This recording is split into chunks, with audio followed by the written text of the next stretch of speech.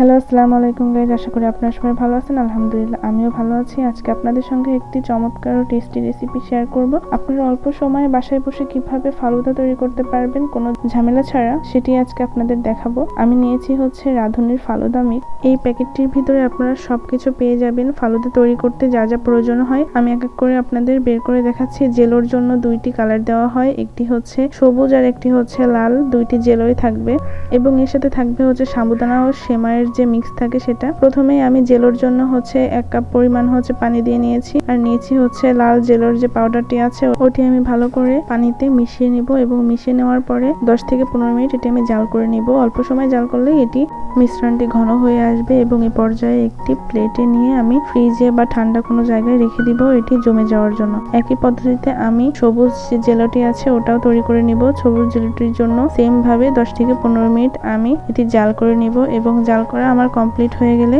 আমি একটি প্লেটে আবার সেম ভাবে ঢেলে নিয়ে এটিও একটি ঠান্ডা স্থানে রেখে দিব যাতে জেলটা তৈরি হয়ে যায়।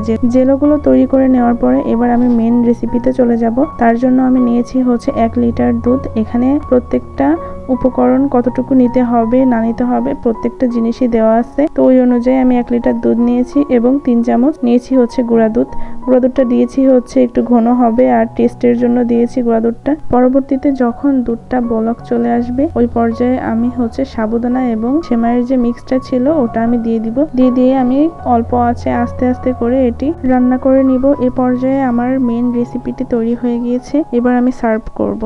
এই পর্যায়ে আমার জেলোগুলো সেট হয়ে গিয়েছে। আমি একটি ছুরির সাহায্যে জেলোগুলো আমি কিউব করে কেটে নিব। আপনারাও এভাবে কেটে নিতে পারেন। আমি লাল জেলো এবং সবুজ জেলো দুটিই আমি একই নিয়মে একই পদ্ধতিতে কেটে নিয়েছি।